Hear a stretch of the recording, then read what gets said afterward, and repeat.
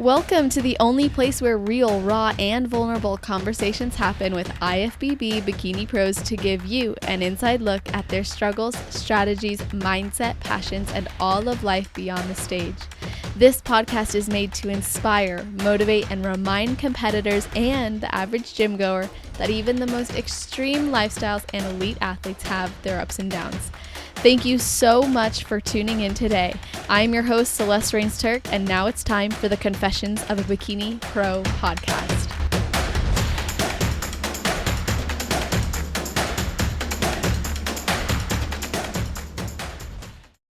Today's athlete was born and raised in Munich, Germany, where she received her degree in interaction design before moving to the US to be with her now husband. Upon arriving in the States, she started her Instagram to share her journey and insight into fitness while awaiting her work permit. She now works full-time as a product designer for LinkedIn and does fitness on the side. She started her bodybuilding journey in 2020, did 4 shows before turning pro in July 2021 and going on to make her pro debut in November of 2021. So welcome to the show, Louisa Burke. How are you doing? Hi, Celeste. I'm doing great. Thanks for having me. Of course, it's my pleasure. I'm so happy to be connecting with you. And I always like to start the episode by asking if there's anything you do or think about right before your heel hits the stage. Yeah, I do have a couple of rituals like before I actually get to like the actual like location and venue. We can get into that a little bit later. But like I right before my heel hits the stage, I usually take a deep breath, like close my eyes, visualize myself like just being on stage there in like a couple of seconds, thinking about like it's gonna be like me and the judges, and not thinking about like anyone else outside of that, not thinking about the audience or so, just visualizing that moment where I'm gonna step on stage and yeah, that's basically it. Nice. Do you ever get nervous? Yeah, I do get very nervous actually. Like I remember my really first show, I was so shaky that I barely could do my routine. And so yeah, it gotten better like the more shows I did, but I do get the nerves a lot. Yeah. Yeah, I don't think anyone really prepares us for those first show, especially first show, like the shakiness in our legs. I remember feeling like I lost all control of my legs before going on stage. Yeah. I felt the same way. Like I was like, I don't know, like I was so shaking, and I like after actually my first show when I stepped on stage, I was like, oh my gosh, like I'm not sure if I ever want to do this again. Because I was so shaking, and I was like, yeah, if I don't get my nerves under control, I think there's no point for being on stage there. Well, yeah, because like you said, you couldn't really go through your whole routine, and you're like, what am I doing on the stage if I can't even display everything I've just worked towards? Yeah, exactly. It wasn't like that I didn't practice. It was just like new, right? You're Yes. like in a suit, half naked, there was an audience and people are judging you like based on your physique. So it's definitely something completely new. And so yeah, you definitely get the nerves. For sure. Now, you mentioned at the start that there's something you do before you get to the venue. So walk us through that process. Yeah. So before I even like leave the house here, actually there's like a routine that we used to, it was more used to like I do this with like my mom like before we travel to make sure like we like wherever we go like everything like works out well and we get there safely. So we used to go to like church and light a candle for this. So I started this kind of tradition, like before a show actually I go to church and I light a candle, just like being thankful for like that I made it through like this prep and like everything that I went through like for this entire prep, and like hope everything goes well and goes like our way basically. And it's kind of like yeah, I made it a tradition. So now every time like before a show, we basically go to church and light a candle. Wow, I love that. And are you a very religious person? Not very religious. I grew up Catholic, and like we did go to church, not every Sunday, but like here and there. Um, but it's not that I'm going to church and like every single weekend. It's more like yeah, like here and there that we go, and yeah, like have like a little prayer and being thankful for um yeah, for everything that we have in life. um and yeah, that's basically how we do it. It's not like that it's hard in like every week, more so in general, um yeah, maybe once per month or so. Mhm. Yeah, and I think it's really cool that you bring that gratitude into your spirit, into your heart before leaving for a show. And I imagine that must make you feel really connected to your experience and like, okay, whatever happens, happens, but I have gratitude for being able to do this. Yeah, yeah. Definitely. Very, very thankful and grateful for that I'm able to do it. Which a lot of people are not to. Like not only like because I like to do it, but also that I'm like financially able to do it, right? So like I have like Mhm. an established job where I'm able to afford like to travel to like different places. I also have like a job where I can work remotely and be able to like take basically my laptop with me, like when you're traveling, and like especially like some of these check-ins, they happen on Friday, right? You have to be there, or like you get your first code of 10 on a Friday. And so I'm still able to like I do meetings and like do my work like while traveling. So really thankful and grateful for that. Yeah, that's really special. And like you said, not a lot of people get to do this. Like we get to go to the gym every day. We get to eat these nourishing foods every day. We get to invest in the opportunity to have a coach and guidance. And I know your coach is a big believer also in having gratitude for that process and being able to do things that most people can't do, not just from a financial perspective, but circumstantial too. So I was hoping you could share how important it is to have a coach that really gets you, and how you found your coach. Yeah. So actually, before I started working with Adam from Team Elite Physique, I hired a different coach before that. Hmm. Um, so um, like maybe I start with like how kind of like it was in 2020 when I first kind of had sparked a little bit my interest, like getting on Yeah, stage. let's hear it. Um, yeah, so like I've been working out for quite a long time now. So I started in 2015, I think. I got introduced through my husband Mm. to like the gym and working out. I've been very athletic. I've did like track and field before, but I've like the first time actually I stepped a foot in the gym was with him. He kind of like showed me some exercises for legs and like arms. And I remember that day afterwards, I couldn't even walk. Like I was like, this is like so weird, because like I used to like run a lot, and that's like different ways of working out, and you use different kind of muscles. And so like after like he like I was with him in the gym, I actually like I was like, okay, I think this is not for me, right?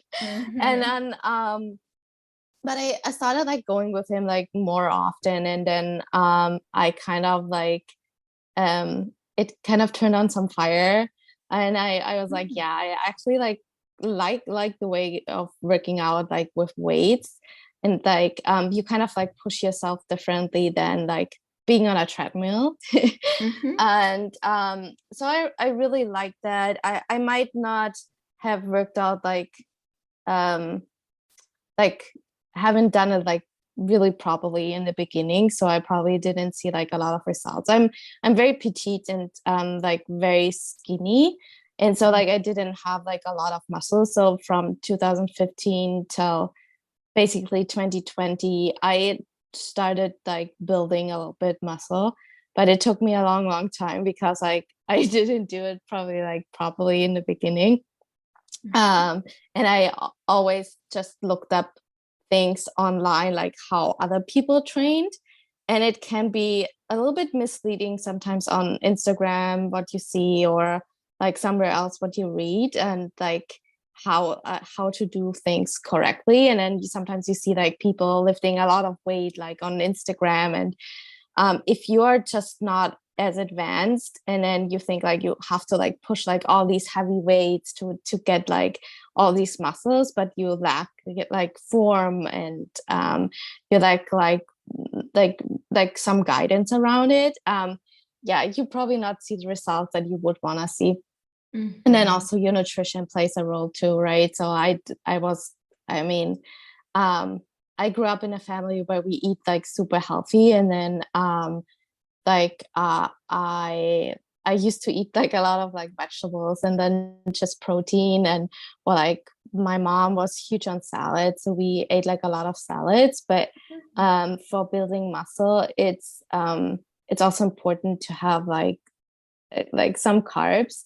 And I used to not eat a lot of carbs at all until I started um like my bodybuilding journey. And so that's probably also why it took me quite some time to build Mm-hmm. muscle, because I just didn't have like these carbohydrates to fill fill out yeah, fill the muscles or feed the muscles. um so and then in like yeah, so I kind of like started like just training by myself for a long time, like together with my husband, but like with no guidance, or like also nutrition wise, not really like a lot of guidance. I ate very healthy because that's just like how I grew up and how I actually really enjoy the food. But there was just no tracking or no following any meal plan, no carbs. As I mentioned, I like the only carbs that I ate were like a little bit of fruit, or um yeah, but maybe some sweet potato here and there. But it was not like enough like feed the muscle and or even grow. And then in 2020, actually it kind of like I saw a lot of like people like on Instagram like preparing for like shows, and I got a little bit interested in that. I saw like especially like Janet Leong. Mm-hmm. I don't know if I pronounced her name correctly, but like I started following her, and I really admired like the way um like she was like working out and like doing like all these shows. And she looked phenomenal, and I was like, oh my gosh, like she's still like she's petite, but I think she's also quite tall. But she's petite, but she has like these nice muscle definition. And I was like, yeah, maybe I could like that kind of like interests me. And I'm like, maybe like I can start like working towards like a goal, right, in the gym, and not just like going to the gym. And I like the idea of having that. And so I talked a little bit with my husband, and he's like, yeah, well, you could try that out. And he was very supportive of that. And so I started looking for like maybe getting some guidance, because I didn't know like anything really about like nutrition and working out towards like a competition, right? Mm-hmm. And so I like tried to like look on Instagram a little bit for coaches, and that's how I found my first coach. Um where I started working with him like in that was in the beginning of 2020, like before right before COVID hit. I was working with him like 3 months. Um so yeah, I would say like he did like a macro approach. I did knew about macros at that time, but yeah, I just like got the macros. So I started like making my own plans a little bit from his macros. I'm a very consistent person, so I actually don't mind eating the same things every single day. So I usually just like took the macros and then just made my own plan and then Mm-hmm. ate that the same thing basically every single day. I kept it pretty easy and simple. And then I followed also like his plan. And kind of like the goal was first to build a little bit more muscle with that coach. So he basically wanted me to do like I think 3 months, like kind of like an off season, and built a little bit. And then afterwards we thought, okay, we could do a show with that coach. I had a little bit of a hard time with him because it felt everything felt a little bit generic to me. So like even that he gave me the macros, it didn't feel like very personalized to like me. And then also like the training, it felt so like yeah, like more like he gives like this training program to everybody. And then that should kind of like fit could fit for like every athlete that he has. Not sure if I personally made that assumption or if that actually was the case. I never really addressed that, had that a conversation with him. But yeah, it was just 3 months. I started it basically in January and then ended it in the end of March. So first of all, COVID hit, right? So like a lot of these shows like were canceled that we were thinking of planning. And yeah, so and then I wasn't really happy with like working with him. So and then I was like, okay, like there are currently no shows going on. So there's no reason for like keeping up that work with him. And then also gyms were closed, and my husband and I, we were just building up our garage gym at that time. And I was like, yeah, I don't think there's a need for me to have a coach right now. um and yeah, so I kind of like stopped working with him. And then yeah, COVID was right. And I we kind of like my husband and I, we just like built up like our garage gym. So I kept working. um I kept having like the macros that I still had from that coach. I kept basically my meal plan the same. And then I like was just working out in our garage gym, where we had then, after like maybe 2 weeks into like a no gym, we had then some weights. And we had like a cable set up. And so like we kind of made a decent gym, so where we could work out and get some, at least like some workouts in, like maybe not as you would normally do in a gym, but like we have like a bar and like plates. And Nice. like we made us a little setup, like. And then later on we also got a leg press. And so like it evolved. Our gym got a little bit bigger, so that was good. That kept us like a little bit alive, and like we kept working out. And so I think it was then around May time where things actually started to look a little bit better in 2020. And I still had like this in mind, like I actually do want to do a show, right? I want to try it out. And so it always like was kind of like in top, like in my head. And I had like this, like, should I not, right? Yeah. And so I started looking for new coaches. And then I saw, because I do watch a lot of YouTubes actually from bodybuilders to kind of like see how they train. to get like some ideas on like or improve my training too.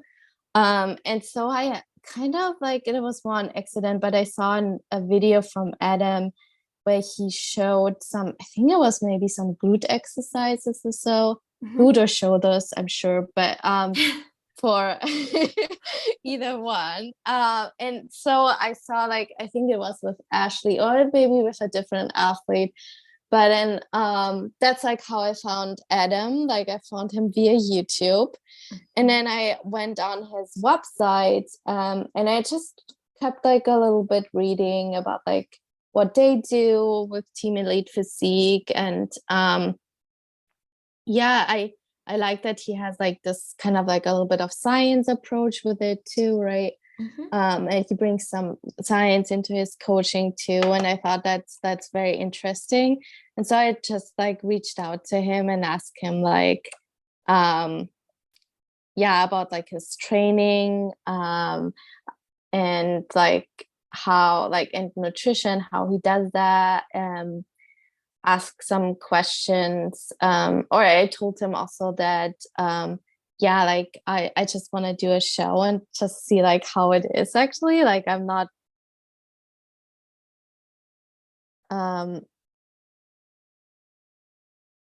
hello?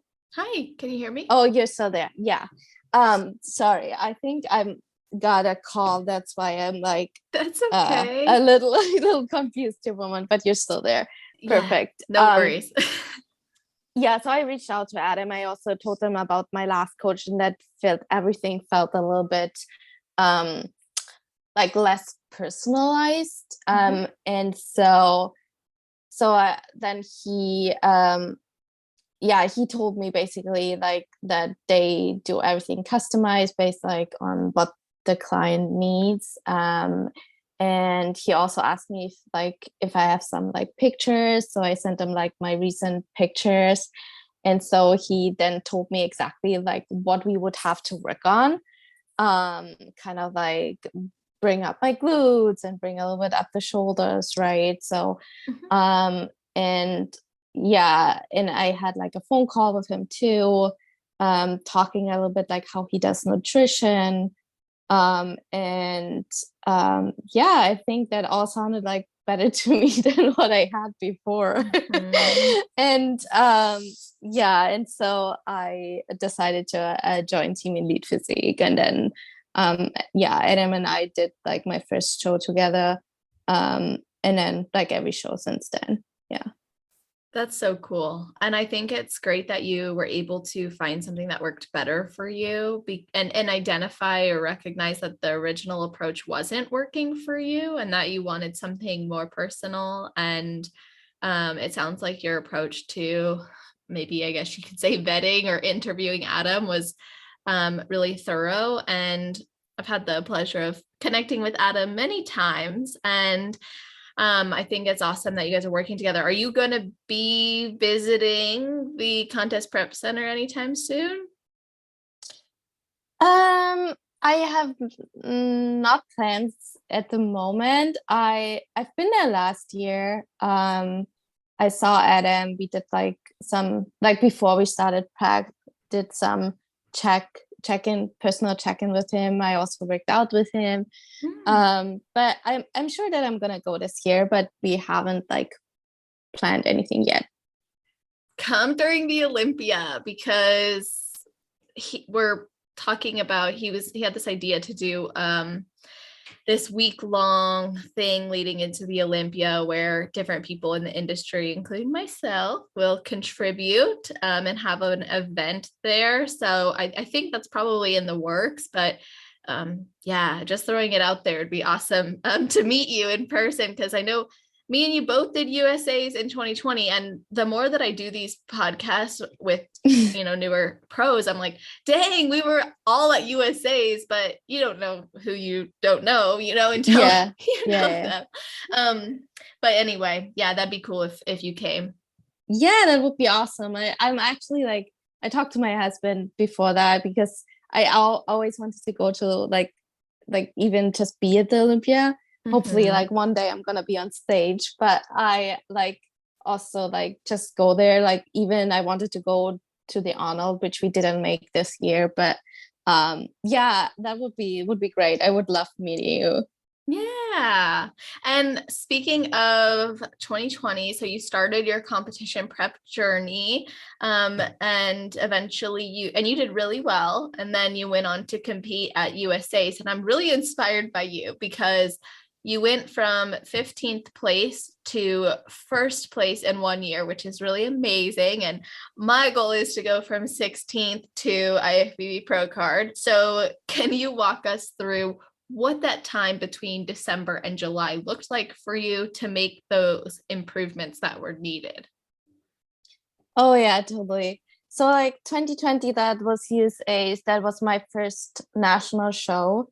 Um, yeah, I think so. First of all, like yeah, my I yeah, 2020 was not a good experience for me. I like for 2020 USA, I was not in a good mindset or like headspace like during that time. Just because towards the end of like 2020, there were a lot of things on my family side that were happening in Germany. So like all my family is in Germany, and that took a little bit of a like toll on me. Like it was really like sitting on me heavy because I couldn't be there for my family because of COVID and like travel restrictions. And yeah, it was yeah, so it was like I had like this outside of like basically all this competition that was going on in my life. And like I was, yeah, it was I was very emotional, and like I couldn't sleep at night, so I woke up quite often because I was like checking my phone if I had like any messages from my family to make sure that like everything's okay on there. And so that was kind of like happening in 2020. And so I was prepping for USA's at that time, but there was always yeah, I wasn't 100% in it. So I did like all my things. I like followed my meal plan. I went to the gym. I did everything I could do, but like in my head I was like always in Germany.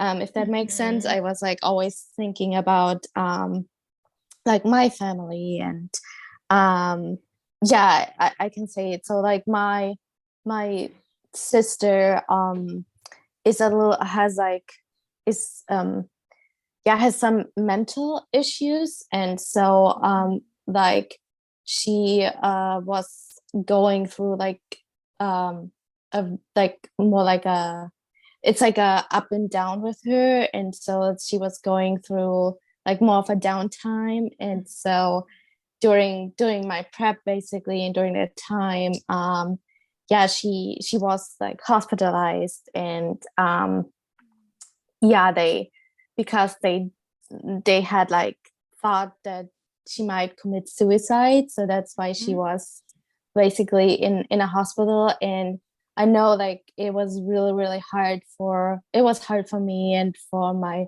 I have two sisters, so that's my youngest sister. And it was hard for my older sister and my parents, and it was hard on me too. But like I wished I would could have been like with my family to support and be there, and we can be like, I don't know, like cry together, like just like, yeah, just being physically there.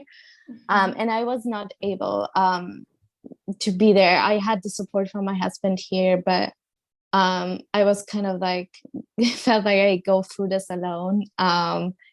And yeah, so basically during that 2020 prep for USA's, my head was more with my family than it was like focused on prep in general. And so going into that show, I yeah I yeah I actually was more like, okay, I do the show, but I kind of want to I want to be done with that show. Like, I don't know, like it was not that I enjoyed it. It was not that I didn't enjoy the process. I didn't really enjoy it, like being there, like being at that show, but I didn't want to be there because I wanted to be in Germany.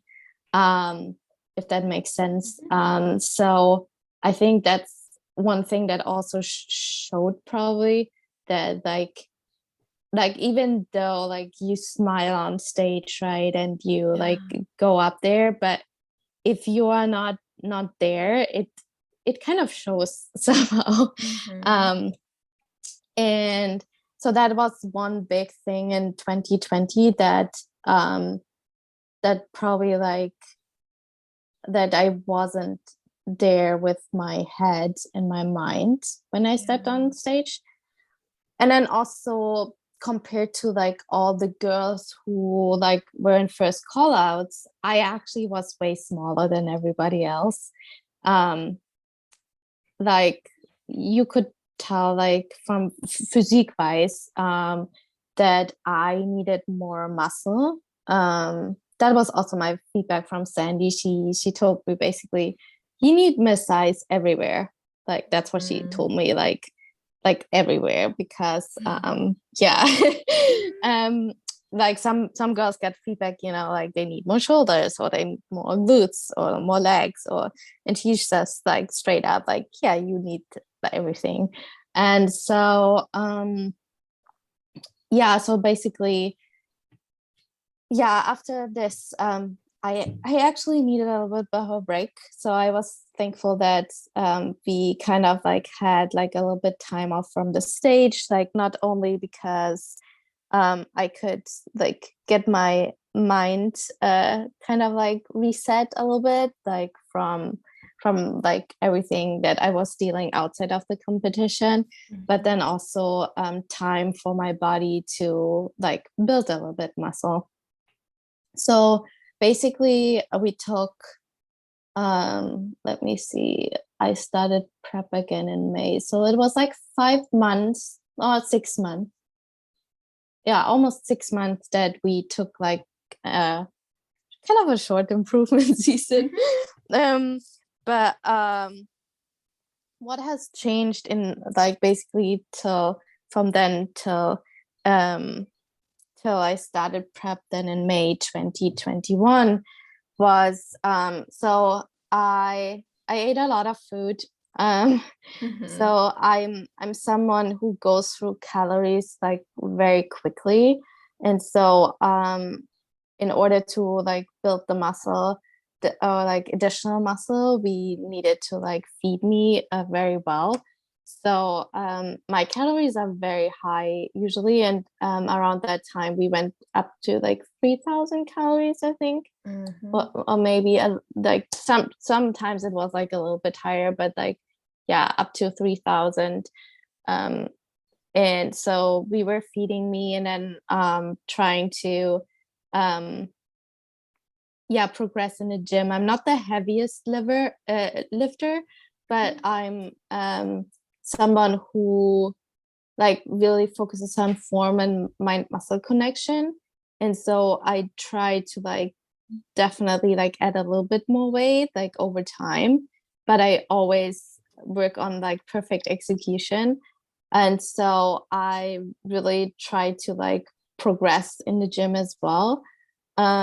More so like working on my form, and then I have my husband here and there helping me with like additional reps. So like he really helped me like in that building phase where he like pushed me through like some additional reps, which probably made a huge difference in building muscle.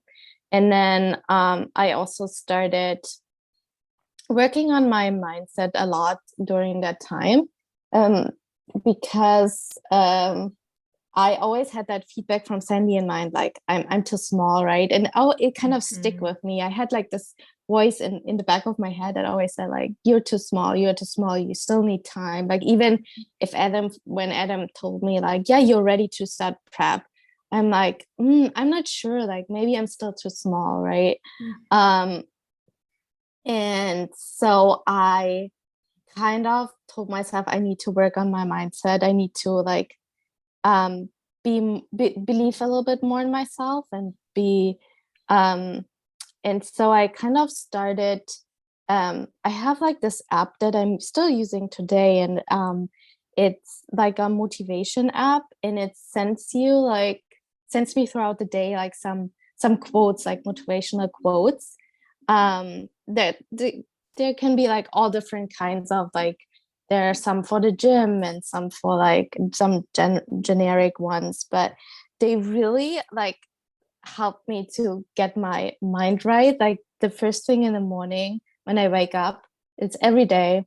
I I get like a notification from this app, and it gives me like this motivational quote, like how I start my day, right? Mhm. And so it really helped me to wake up with like this positive, motivated mind, because I get like this motivation in the morning, and then I get like, I think I have it set up for like 3 or 4 like throughout the day. Yeah, it's like you get like a motivation during lunch, and then later Nice. in the day in the afternoon. And so that kind of like helped me a lot to like be a little bit more positive, and it gives you also like, and also it um encourages you, like it has like these encouraging quotes as well, and that kind of like tells you you gotta believe in yourself. And I don't know how to describe that very well, but if that makes sense. And Mhm. that kind of like helped me to like realize, okay, yeah, I believe in myself and I can do this. And it changed my mind from like thinking like, oh no, I'm too small, to like, yeah, I'm good enough. I'm Mm. actually better. And so um yeah, that's kind of like what has a lot changed from 2020 to 2021. Is basically, first of all, a lot of things have a little bit resolved on my family side. So like my Mm. sister got some help and she's doing better, doing some therapy and kind of knowing that she's in a better place. And then also doing a lot of work on my end, like with like having this like app that kind of helped me, but like kind of changing my mind a little bit too, and believing in myself more. And yeah, so basically those are the main things that has changed. Not sure, like, sure, we built a little bit more muscle, my physique has changed too, Mhm. but I think the main driver was my mind and the things that were going on outside of the competition. Definitely. And I appreciate you sharing so openly everything that you were going through and your family was experiencing too. I know that's very, very, very difficult. I understand that unfortunately completely. And I know it's hard to stay in the present with yourself and with your goals when those things are happening to people who you really love and care about, your family. So I do appreciate you sharing that. And I think it's really cool how you notice that, okay, I'm not believing in myself. I keep having this limiting belief that I'm too small based on feedback that I received, and I need to address that. So, what is the app called that you're using? Because I'm sure people are wondering. I think it's just called motivation. So Okay. yeah, very, very, very simple. Simple. I did, yeah, I did hear, um, like, I did hear that it might be not available for all countries, but it's Okay. definitely available in the US. That's good to know. Well, thank you for sharing that. I think it's always helpful to get that extra support, or those midday check-ins with ourselves can go a long way too. So, aside from implementing that app and making the changes that you needed to, what are some habits that you feel really contribute to your success in achieving your goals, maintaining your physique, and even improving your physique? Yeah, that's a really good question. Um, so some of my habits, so like first thing, like in the morning, it's like, as I mentioned, I have like this, I would say it's like 5 minutes where I have like this motivational quote. Sometimes I go through like some more quotes, right? Mhm. So that's like one thing that kind of like sets me up like in the right mood and right mindset, even like to start my day. And then some other habit that I have is I actually do vacuums every single morning. Um, so right after I do my have like this motivation app, then I go like do my vacuums that helps like for that core control, right? And Mhm. I actually really enjoy it. It's kind of um I like it has something like meditative to me. Mm. It's kind of like it's really like a little bit like makes me calm. It's like kind of you really like watch your breathing too, like how you breathe Mhm. not into your stomach but into your lungs. And so like that's like kind of like one habit that I have too, that I just do this every single morning, and it's like very meditative to me, and it's kind of my me time too. Like that's 30 minutes in the morning, like with the app and the vacuums that I just have for myself before we get started the day.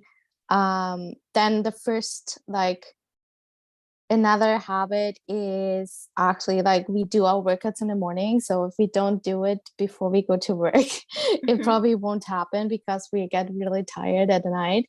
And so like it's just like having a routine that we follow um from like that's like your gym time, right? So you go Mhm. to the gym at that time, and it's like all scheduled. um and um yeah, I'm just thinking about other habits. Um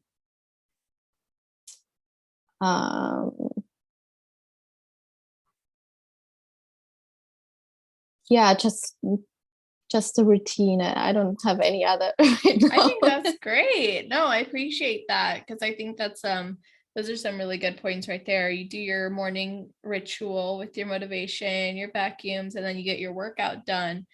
And I was just talking to someone the other day. I was like, the routine of going to the gym has just become so automatic for me that there's some mornings where I'm so tired and um like I know that my only other option, my only next step is to go to the gym. Like I'm not also thinking about the 100 other things on my to-do list, right? It's just go to the gym. That's my next best step. It's been the next best step for months now, so even years really. But going to the gym first thing in the morning for me has just been amazing. And I think it's important that we do have routines because they give us structure, and a life with structure is really great because that's what ultimately creates our life, right? Is the structure that we have, because we're going to look back and be like, most of my days were spent in this way. So if your days aren't aligned with the things that you value or want to prioritize, then it's time to reevaluate. Yeah, totally. Yeah, the good thing is my husband is also a routine person, so like we are both very routine oriented, so it works very well because we kind of need the routine in our life. Mhm. I know there are some people who like might be a little bit more like relaxed, but we both actually really enjoy having our routine and having like this dedicated play as time, like where we go to the gym, like dedicated time, like even for each other. Yeah. And so yeah, I totally agree, like routines are important. And you have a lot of hats that you wear. You're an athlete, you have an influencer status on Instagram because you're always posting. You have a sponsorship, I believe. You're a wife and you're a product designer for LinkedIn. So that's a lot of things to manage. And it's like if you don't have that routine, then that would probably keep you from being able to achieve or show up in these areas of your life. Yeah, totally. So everything is kind of planned out in my day. Mhm. Um, so like as I mentioned, like I have this dedicated time in the morning for myself, which I really enjoy. Like that's kind of how I recharge and like gather all my energy for the day. And then everything else is planned out. Like when we go to the gym, I basically work full time. So I have like usually I start my day between like 8:30, like Mhm. work for LinkedIn at 8:30, and it can go till like sometimes even 7 p.m. or 9 p.m. depending on um like the day, right? Mhm. Sometimes I have meetings with international team, like our team in India, and I mean to make sure like the time works for all of us and they are awake. So sometimes meetings can be quite late. So yeah, so that's basically like most of my day. I'm just like spending time like working. The good thing is that I'm able to work from home because like everything went remotely through COVID, and luckily the company doesn't require us to come back. So like it's more on a um like if you would want to like go, like offices are now open, but if you want to go back to work, you're able to. But so I'm able to work from home, which is nice. And then yeah, I have my Instagram account. I wish I had more time to invest in it. But like I share like workouts, like most of my followers are more like lifestyle, like people who work out, like lifestyle workout, like or people who work out at home. And so I try to provide them with like just like examples of workouts that they can do, like even at home or in the gym, depending on where you are at. And yeah, I try to like invest in it here and there, like do like Q&As. But because my time is very limited, I do work full time, and like Instagram is not like being an influencer is not my full-time job, right? It sometimes falls short. Um, but yeah, it's definitely important to have like everything scheduled out. So like after I'm done working, like for LinkedIn, right? Usually my then my husband comes home. He wants like some time too. And so when he comes home from work, like he usually like gets his things ready um for the next day, like for him at work. And during that time, that's like maybe like 20 minutes I have time for Instagram. So I spend these 20 minutes or 20 to 30 minutes on Instagram, like doing my post, responding to people, to messages, like adding things to stories, trying to like contribute. And then afterwards is actually time to put the phone away. And so then it's just time for me and my husband. So like evenings are our time. And so we kind of have that rule set that we, especially during dinner time, we put our phones away because it's um yeah, that's the only time we have for each other. And Mhm. so yeah, so basically that's kind of like how the day is. And like the time in the evening, like if we don't like set that time apart for us and like our relationship, I think then it would fall short too, because I would probably spend also more time on Instagram and social media, and he probably too. And so yeah, so we really made this like one of our kind of like habits, rules, kind of like that this is our time for each other. So where we catch up on like what happened during the day, or like whatever is going on, maybe like with my family, his family, and so on. Or sometimes just like yeah, watch something together, like just spending time with each other. Yeah.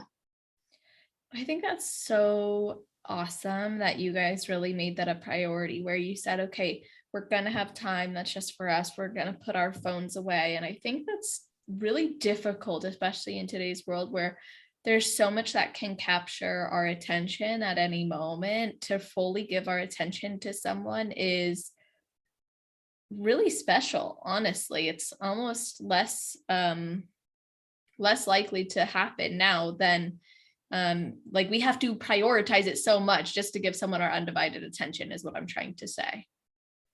Yeah, totally.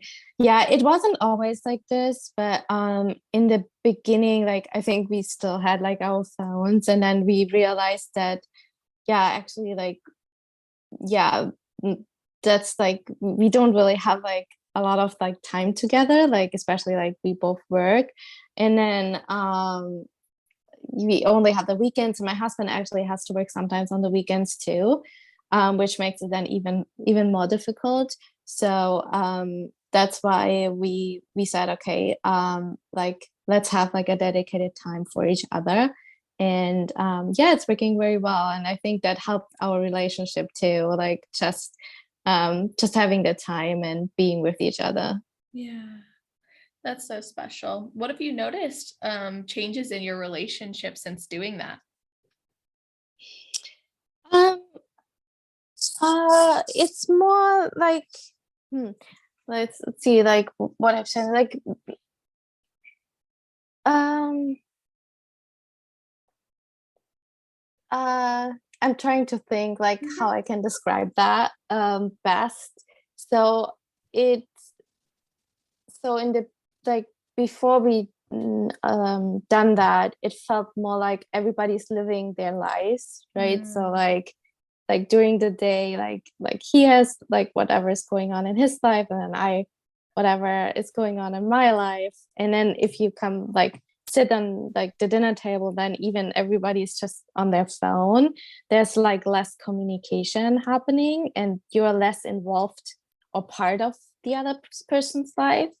And I feel like ever since we've done that, we kind of like share a little bit more like what like the day was, right? You feel like you're more part of somebody else's life, rather than like everybody is like more separated, doing their own life. And since like you want to like live like for the rest of your life together, right? Yeah. You are like it's important to be part of that other person's life. That makes sense.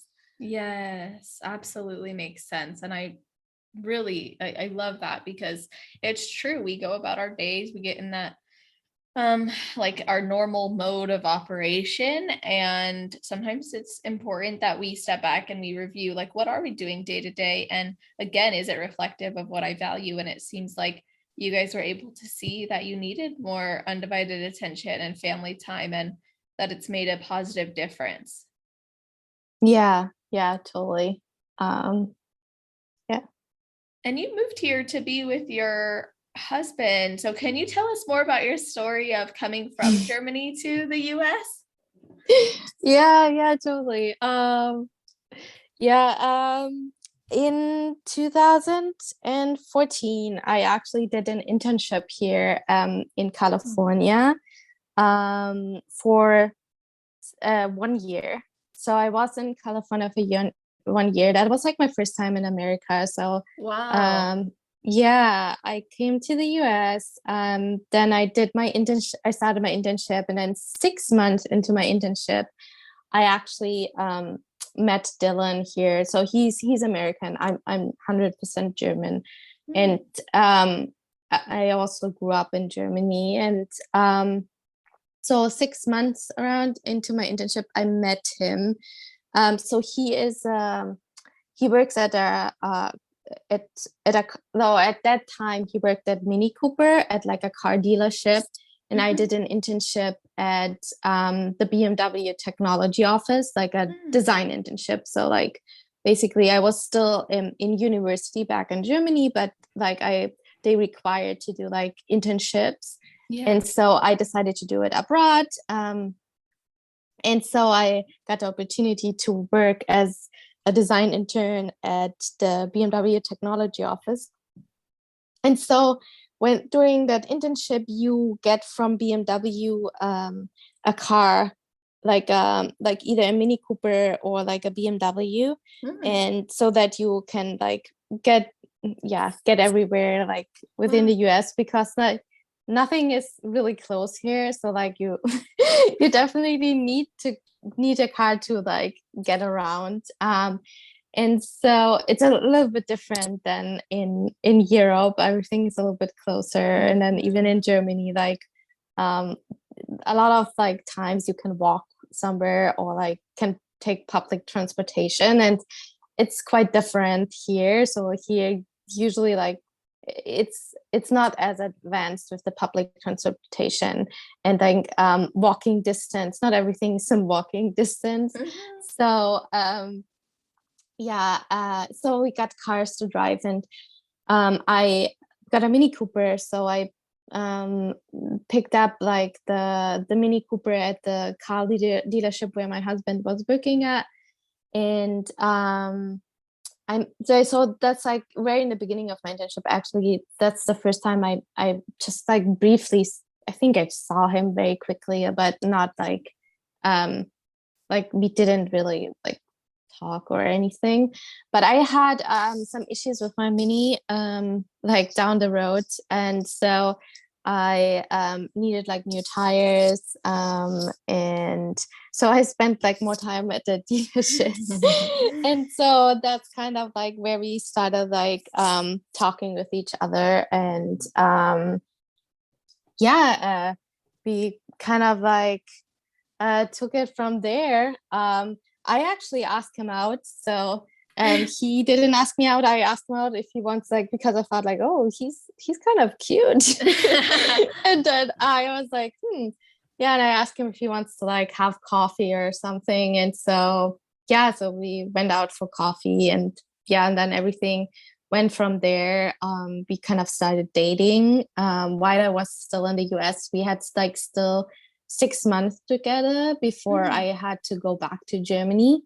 So we started dating, and then we also I think after like 2 months we made it like official. We are like boyfriend girlfriend, and my parents came visit me while I was in the US too. So during that time he actually met my parents. I also met his parents while I was here. And then I went back to Germany in 2015. That was like in fall. And so I went back to Germany, and we decided to keep our relationship and try to do long distance, which was probably the hardest time for the two of us, just because it's not like a 3-hour flight or so, because it's like to Germany it's 11 hours flight, and then also we have like a 9-hour time difference. So when we go to bed in Germany, it's like around noon here, or like it's nighttime over there, and then it's like noon here. So like kind of like making that work wasn't really easy, but I needed to go back because I needed to finish my degree. So I went back to university, and he kept working at his job, and we did long distance. We tried, like, we FaceTime every night for me, and then it was like during his lunchtime here. And we tried to see each other every 3 months, which was it was actually a long time. Like 3 months can be quite long, and it's also not cheap. So like flights aren't very cheap either. So but we both really wanted to make it work, because like we both knew, like I knew he's the one and he knew I'm the one. So we really wanted to make it work. It wasn't easy. Like, sure, you have like to have like a lot of trust, and need to like make a lot of like sacrifices too. Like for me, like going out at night or like meeting people at night was always difficult because I wanted to have that time with him to Skype. So I did make some like sacrifices here and there, so that I said like, oh no, I can't like go to dinner because I have like I gotta like talk to him. um and yeah, so we did like long distance for like 2.5 years, which was quite some time. It's a long uh time. yeah, after 2 years actually, um we went to I flew here to the US during Christmas time, like in Germany. Like after I graduated, I had only like a half a year left. So when went back to Germany, so I graduated, and then I had a job. Like my first job was in Germany. I tried to apply for some jobs, of course, in the US, so that we could be with each other, but there was always like a visa issue.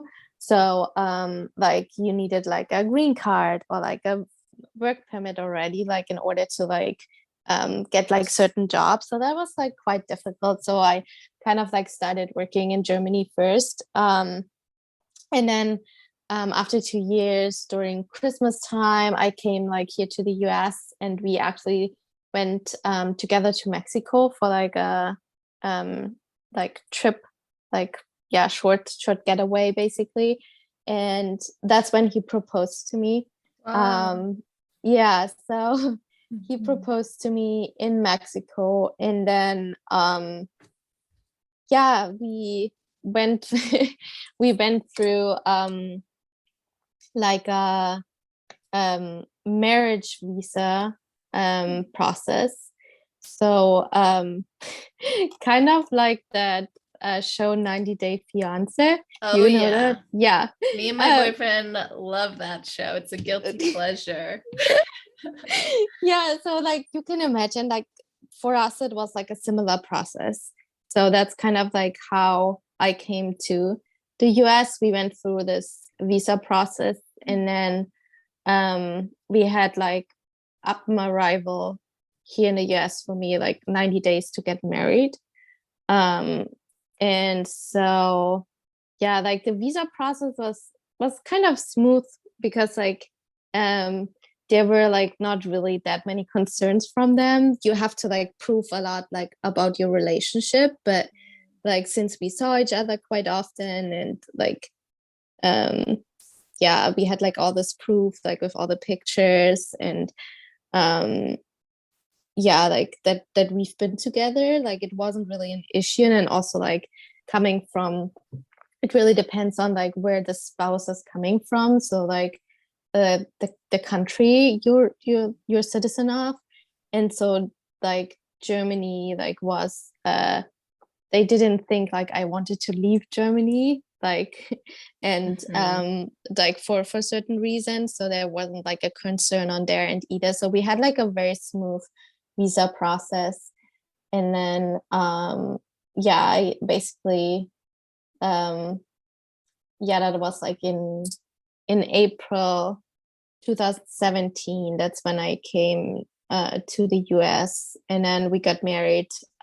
It was just the two of us, very small wedding that we had, but we needed to like have that wedding. So like because we had like this um 90 days to like get married. Um and yeah, that's kind of like how I came to the US. And then ever since then, like now, like I have my green card, but it took like after you get married, like it's not that you're able to work right away, but it takes some time till like you get everything, like all the paperwork done, and then you have to wait.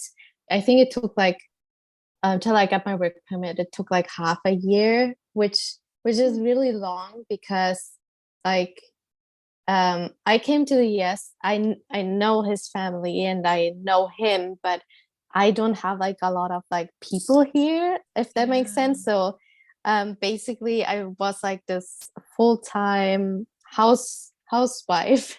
Mhm. um that yeah, and it can get very lonely. Yeah. like especially like, and then you don't feel very fulfilled either during the day because there isn't like I didn't have like a car at that time here, and then I didn't know like a lot of people, and so like just like being around like the house yeah was not really the most fulfilling for me, especially because like I had a degree, right, and I wanted to work Mm-hmm. um and like I wanted to do all these things, but yeah, I kind of like felt a little bit stuck like for these 6 months, but we made it through. We made the best of it because you just have to Yeah. like deal with it until you receive like that work permit, and then when I finally received it, I was able to like apply for jobs and start working, which then made everything way better. Wow, I bet. And such a journey that you had to go on. Now, um do you remember what it was like for you guys financially? Like, did that impact you financially as well as the emotional impact you had mentioned? You mean coming to the US? Because I feel like that'd be so difficult to have to wait that long. And Yeah. I just feel like that'd be a tough transition. So I was curious how that impacted you.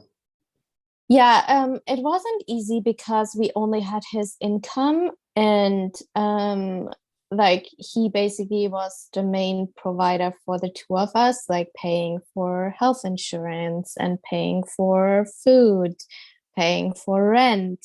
Um and the like there were like I basically relied on him. I had like my savings that I brought with me like from Germany, Mhm. but it was just like definitely something I could like survive with, like but it was not that we were like able to do like all these things that we can do now with like having two incomes.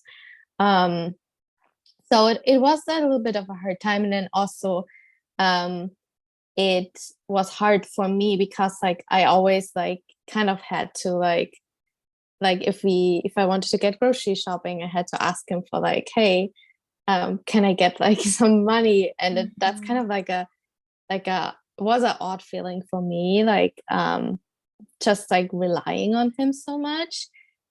Especially I grew up a little bit more like independent, and I actually really enjoy my independency and having like my own job and my own money, right? Mhm. um and so that was definitely a difficult time we went through.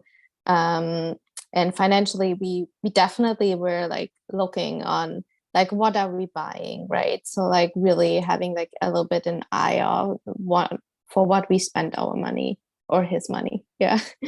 Yeah.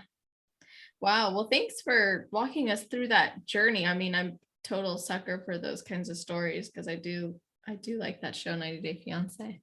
I was I have like another random question about it, but do you remember any questions they asked you in that interview process? Yeah. They did ask me on which side of the bed like we like he's sleeping, I think. Oh my Um gosh, that's crazy. yeah, like something like that. And then they did ask about like our trips a little bit, like when we went, like when I went to come visit here and when Hmm. he came to visit there. They also asked for like some proof of um like airline tickets, Oh. um yeah, that we had to show. And yeah, so I remember that they asked like with the like who sleeps on which side of the bed, which yeah, that was kind of like an odd question. But other than that, I think there was nothing else that stood out. Yeah. And are there any differences that you could point out between the culture of America and, of course, where you grew up in Germany? um yeah, I think like one big thing for me was the way like in regards to building connections. So in Germany, usually like when you meet someone and then I feel like if you say like, hey, let's meet for coffee, then it actually happens. And sometimes I feel in America, the Americans want to be polite and then I say, hey, yeah, let's meet for coffee, but it's it's more like a like polite thing, but it might never happen.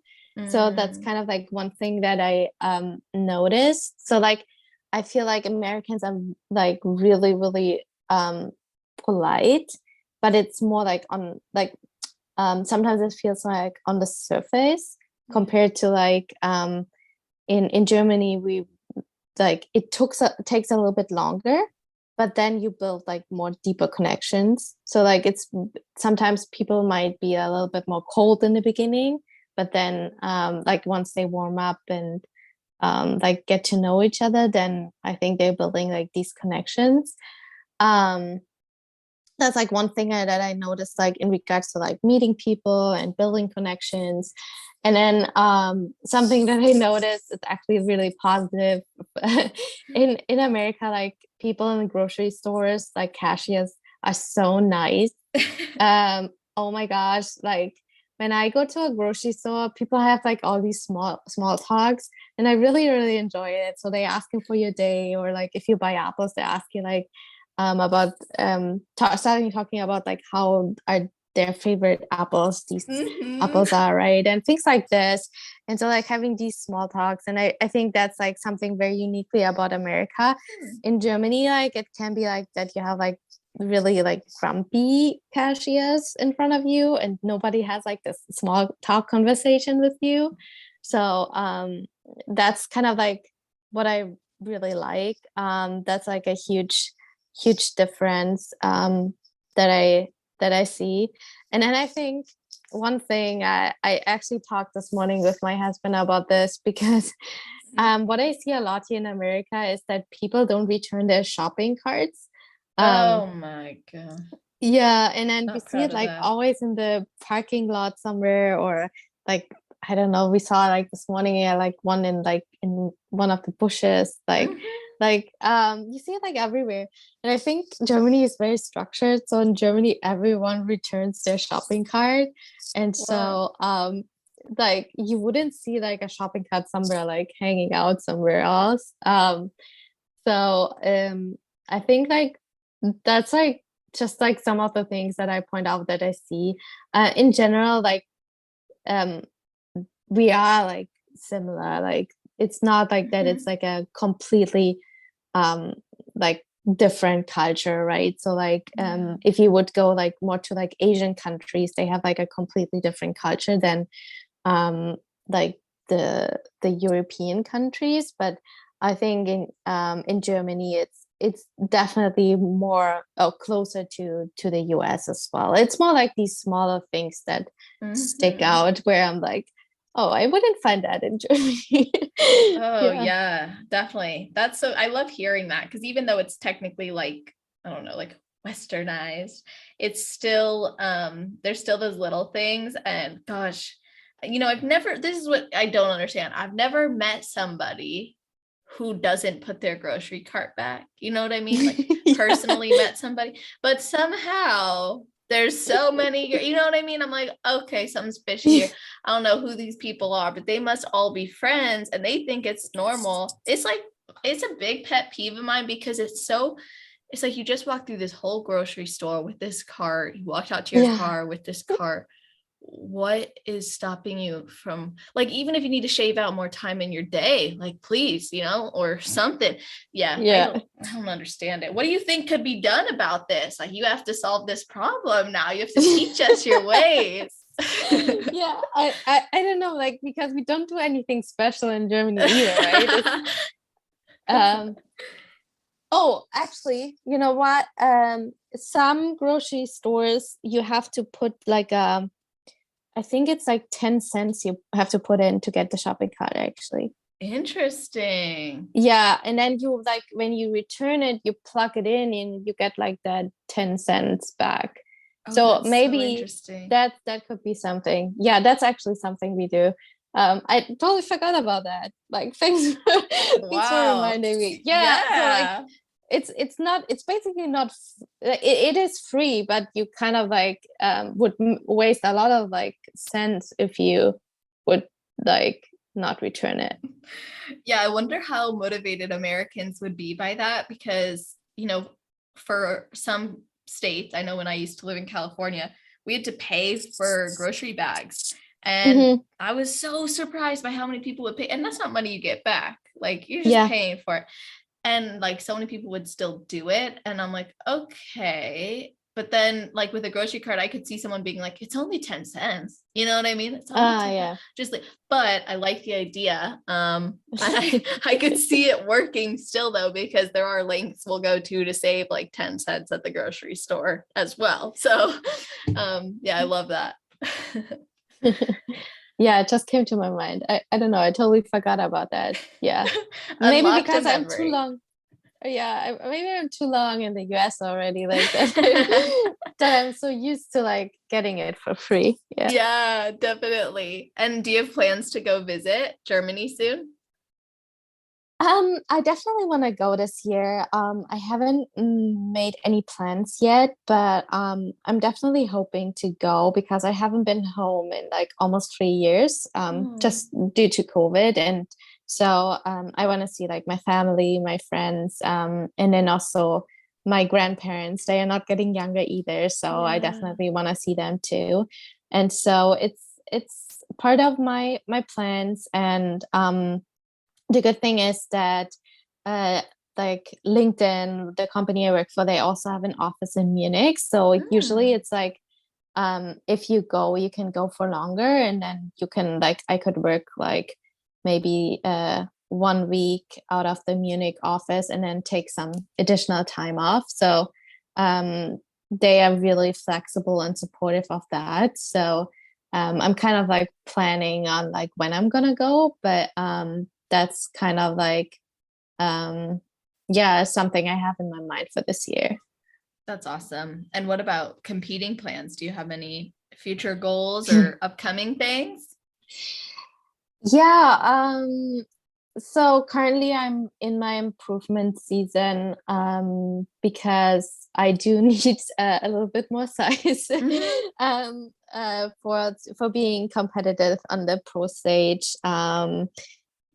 Yeah, like I did my like one pro show, right? That was in November um last year. That was the Sacramento Pro. And I was on stage with like Laura Lee and Phoebe and like all these Mhm. great athletes. And compared to them, I do look quite small. And so Adam and I, we knew going into this show that we probably need more muscle. And then also Sandy told me to. Mhm. um, so that's why we're okay. We need an improvement season. We need to put on more muscle.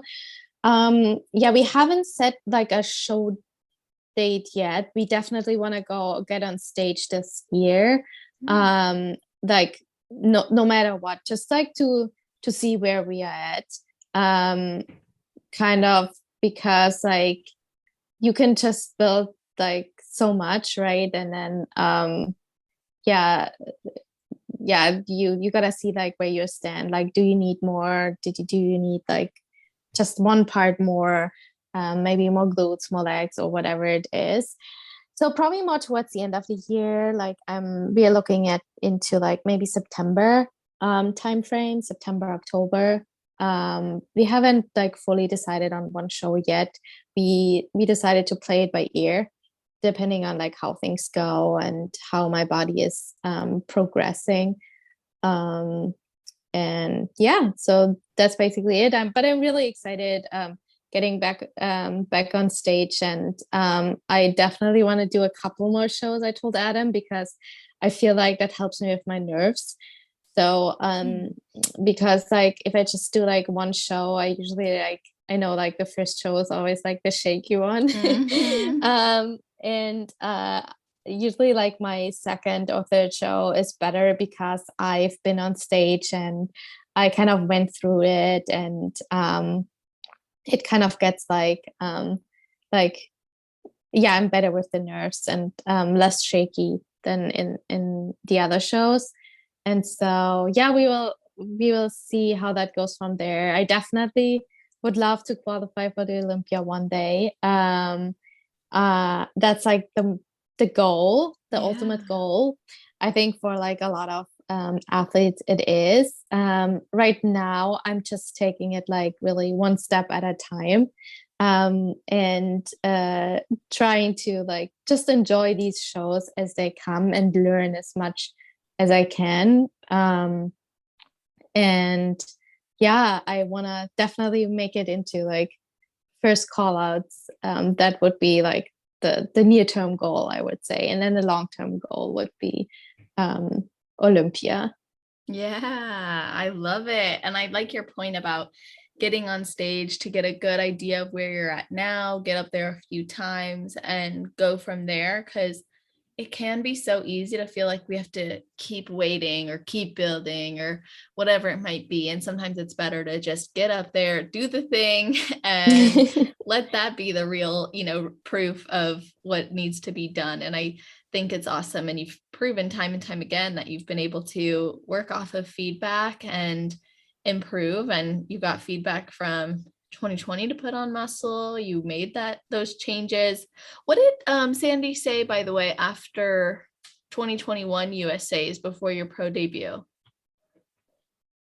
After that, she said more glutes.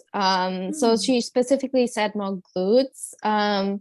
More like in the center, like the center of Yeah. the glutes. She wanted to see more like and like she thought my upper glutes look good. Yeah, just the center she wanted to see more, and then maybe a little bit more legs. But yeah, basically more. Yeah, only glutes she mentioned. Awesome. Okay. Well, thanks for sharing your journey. Is there anything I didn't ask you before we get into your best advice that you wish I had asked you? No, I think you covered everything. Thank you so much, Celeste. Of course. So before I let you go, I'd love if you could share your best advice for people who have never competed before but would like to, and then your best advice for those on their road to pro.